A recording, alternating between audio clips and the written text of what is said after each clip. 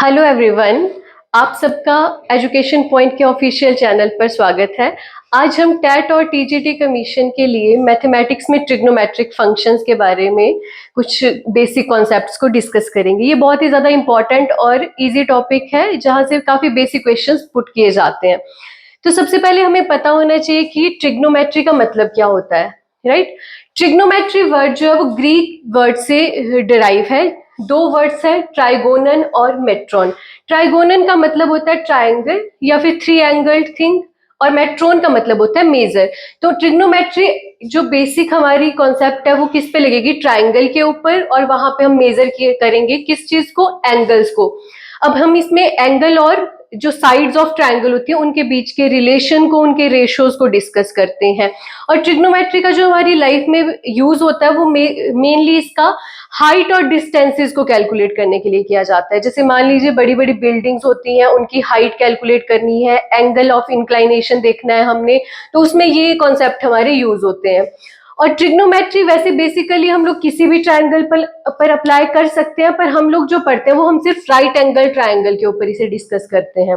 और right angle triangle क्या होती है आप सबको पता ही होगा। एक ऐसी एंगल जिसमें एक ऐसी ट्रायंगल जिसके अंदर एक सबसे बड़ा एंगल कौन सा होता है? 90 डिग्री का। मान लीजिए मैंने यहाँ पे एक ट्रायंगल बनाई है जिसपे बी के ऊपर हमने 90 डिग्री मेजर लिया हुआ है, और आपको पता है कि ट्रायंगल के तीनों एंगल्स का सम होता है 180 डिग्री।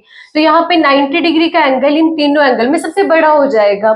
अब इनमें तीन चीजें आती हैं। जो 90 डिग्री के सामने वाली साइड होती है वो हमेशा लॉन्गेस्ट साइड रहती है। इस ट्रायंगल में सबसे लंबी वाली साइड कौन सी होगी? ये जो 90 डिग्री एंगल के सामने, और इसको हम क्या बोलते हैं? हाइपोटेन्यूज, जिसे हम हिंदी में कर्ण पढ़ते हैं। जिन बच्चों ने हिंदी मीडियम में पढ़ा होगा इसे 10th तक उन्होंने कर्ण पढ़ा होगा, और इसे हम H से डिनोट करते हैं, राइट? अब हमारे पास जो दो एक्यूट एंगल्स हैं वो 90 डिग्री से छोटे एंगल्स हैं, वो दो हैं। एक एंगल A के ऊपर बना हुआ है और दूसरा C के ऊपर बना हुआ है। अब जो ये दो साइड्स हैं ये डिपेंड करता है हम कौन सा एंगल कंसीडर कर रहे हैं उसके ऊपर। अगर मैं एंगल ए ले रही हूं, मान लीजिए मैंने यहाँ पे एंगल थीटा लिया, तो इस थीटा के लिए जो ए बी है जहां पर वो बना हुआ है वो क्या हो जाएगा? बेस, जिसे हम क्या बोलते हैं हिंदी में? आधार पढ़ते हैं। तो जिसके ऊपर एंगल बना होता है उसे हम बेस कहते हैं, और इसे हम बी से डिनोट करते हैं। और इसी एंगल के सामने वाली साइड को हम कहते हैं परपेंडिकुलर। परपेंडिकुलर मीन्स या तो इसे शीर्ष लंब या फिर लंब पढ़ा जाता है, जो 90 डिग्री पर इंक्लाइंड होती है साइड, इसे हम पी से डिनोट करते हैं।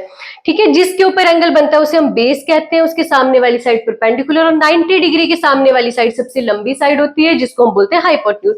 बट यही एंगल अगर मैं थीटा यहाँ ए के बजाय सी पे ले लूं तो बेस और जो हमारा परपेंडिकुलर है वो आपस में इंटरचेंज हो जाता है। मान लीजिए थीटा एंगल मैंने सी के ऊपर कंसीडर किया। ये काफी इंपॉर्टेंट है चीज कि कौन से एंगल पे हमसे पूछा गया है थीटा, उसके हिसाब से हमें ये जो रेशियोज होती हैं वो चेंज करनी पड़ती हैं। तो एंगल थीटा देखिए 90 डिग्री के सामने वाली साइड तो हमेशा लॉन्गेस्ट रहेगी और वही हाइपोटेन्यूज रहने वाला है हर केस में, चाहे ए पे थीटा हो चाहे सी पे हो। बट बेस और परपेंडिकुलर चेंज हो जाएगा। अब सी एंगल किस पे बना हुआ है? बीसी के ऊपर बना है ना कि ए बी के ऊपर। तो जिसके ऊपर ये एंगल बनाया गया है वो क्या हो जाएगा? बेस, और उसके सामने वाली साइड हो जाएगी परपेंडिकुलर। तो जब भी आपसे कोई ट्रिग्नोमेट्रिक रेशियो पूछी गई है तो वो आपने हमेशा ध्यान रखना है कि कौन से एंगल पर पूछी गई है और वो कहां पे बन रहा है आपके पास एंगल। क्लियर? इसके बाद हम लोग आगे ट्रिग्नोमेट्रिक रेशियोज को डिस्कस करते हैं। हमारे पास 6 टाइप्स ऑफ ट्रिग्नोमेट्रिक रेशियोज हैं जिन्हें हम डिनोट करते हैं साइन थीटा। थीटा मतलब एंगल हो जाता है हमारा, कॉस थीटा, टेंजेंट,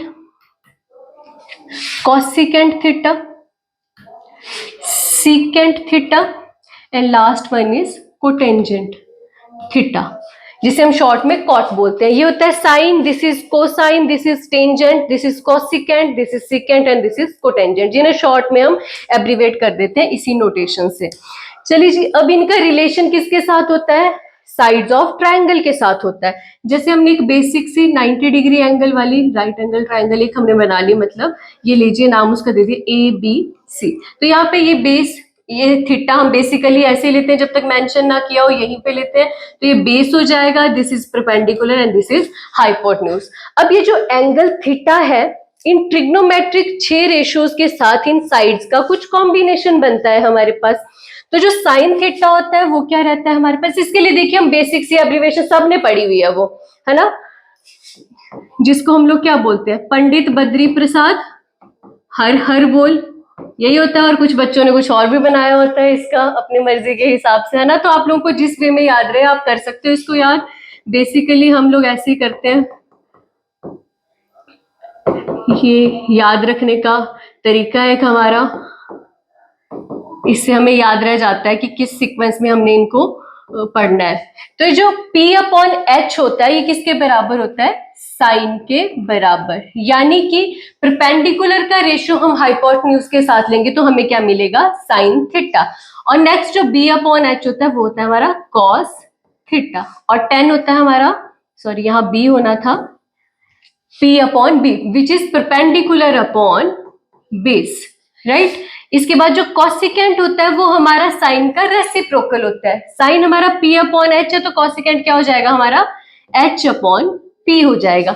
सेकेंड हमारा कॉस का रेसिप्रोकल होता है तो ये हो जाता है हमारा H अपॉन B। कोटेंजेंट हमारा टेंजेंट का रेसिप्रोकल होता है so this is B upon P।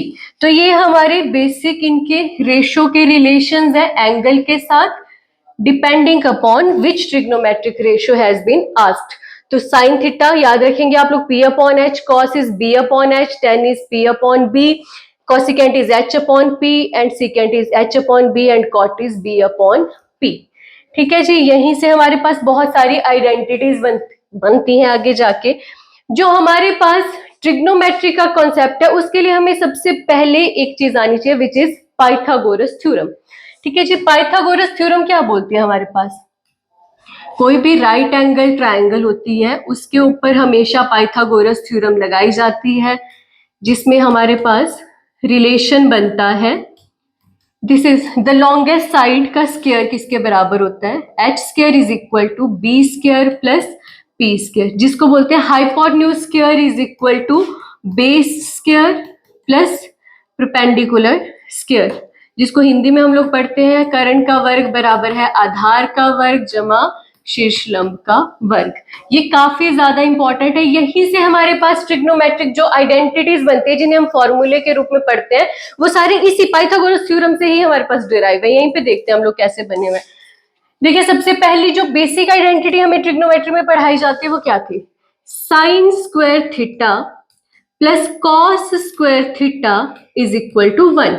यही पढ़ा ना हमने सबसे पहले, जब भी हमने 10th क्लास में ट्रिग्नोमेट्री स्टार्ट किया तो हम लोग ये पढ़ते हैं। अब ये आता कहां से, ये पाइथागोरस थ्योरम से ही ड्राइव किया गया है।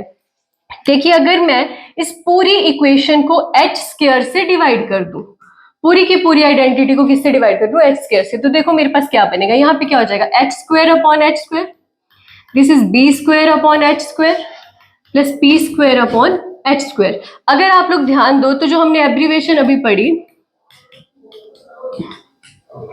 तो यहाँ पे P अपॉन H क्या था, H अपॉन H देखो 1 हो गया, B अपॉन H क्या है हमारे पास, कॉस है ना, कॉस थीटा का स्क्वायर हो जाएगा ये, और P अपॉन H क्या है हमारे पास, साइन है, so this is sine theta का square, so this is sine square theta plus cos square theta is equal to 1। तो यहीं से हमारे पास ये आइडेंटिटी ड्राइव हुई है।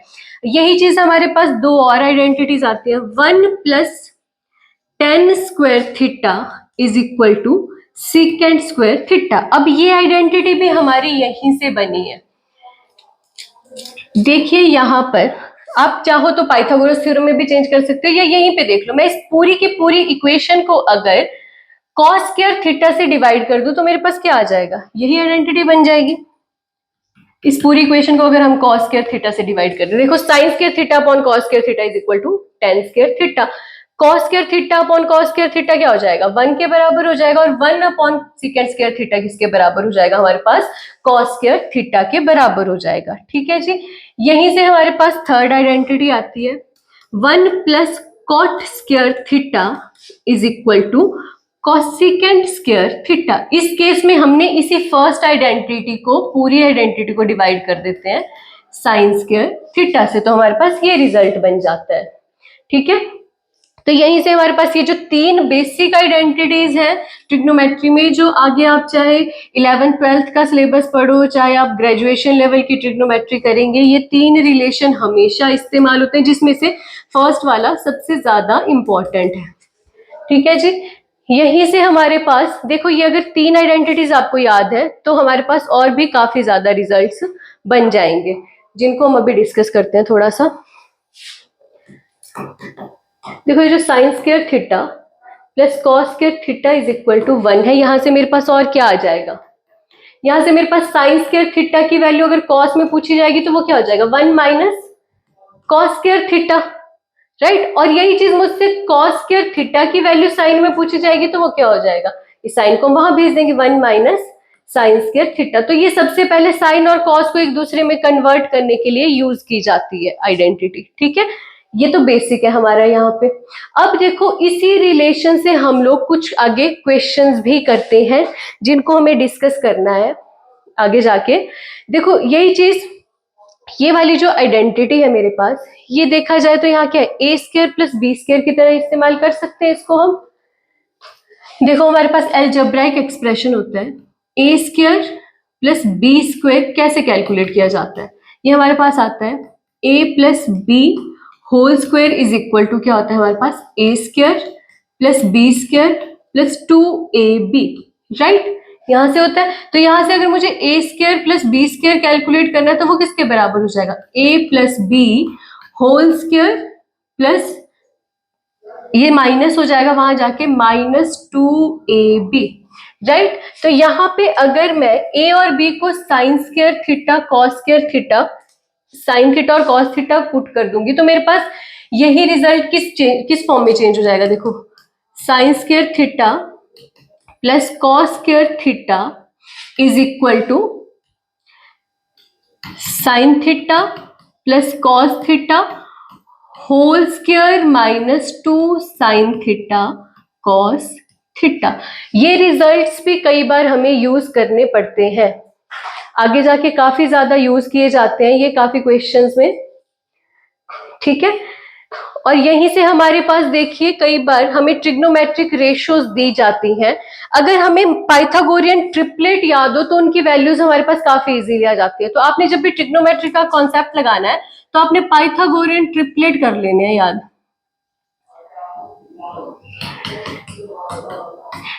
जो पाइथागोरियन ट्रिपलेट्स होते हैं उनका मतलब क्या होता है मैं आपको समझाती हूँ। जैसे कि मान लीजिए मैंने लिखा एक सेट 3 4 5 या फिर 5 12 13, राइट, या फिर मैं कह लेती हूँ 8 15 17, या 7 के साथ बनता है 24 25, इस तरह से।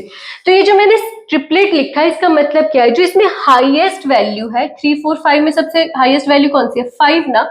तो यानी कि ये मेरे पास अगर मैं इन दोनों का स्क्वायर करूंगी 3 स्क्वायर प्लस 4 स्क्वायर, वो हमेशा किसके बराबर आएगा, 5 स्क्वायर के बराबर। तो अगर आपको ट्रिग्नोमेट्री में दो साइड्स दी हुई हैं और इनमें से वो दो साइड कोई भी है तो थर्ड साइड आपको कैलकुलेट करने की जरूरत ही नहीं है। अगर आपको कुछ एक बेसिक ट्रिग्नोमेट्रिक ट्रिपलेट्स याद है तो आप लोग उनकी वैल्यू डायरेक्ट कैलकुलेट कर सकते हैं। और यहाँ पे क्या मतलब हुआ इसका कि जो 13 स्क्वायर है वो किसके बराबर है, this is sum of 5 square plus 12 square. तो मान लीजिए आपको किसी क्वेश्चन में हाइपोटेन्यूज 13 दे दिया है तो आपको पता है कि बाकी दो साइड्स हमेशा क्या होंगी, 5 और 12 भी रहेंगी।